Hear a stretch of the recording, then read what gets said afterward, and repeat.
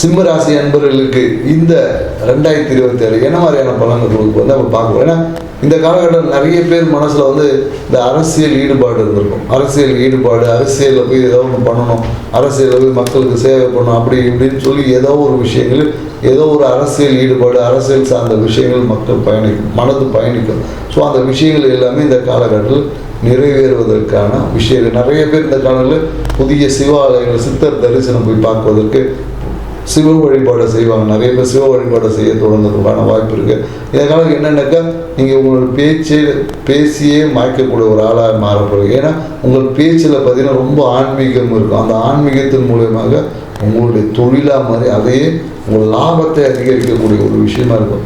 தொழில் சார்ந்த விஷயத்தினால ஒரு சிறிய மன அழுத்தம், தொழிலில் ஒரு ரகசியமான சில செயல்பாடுகள் இருக்கும்.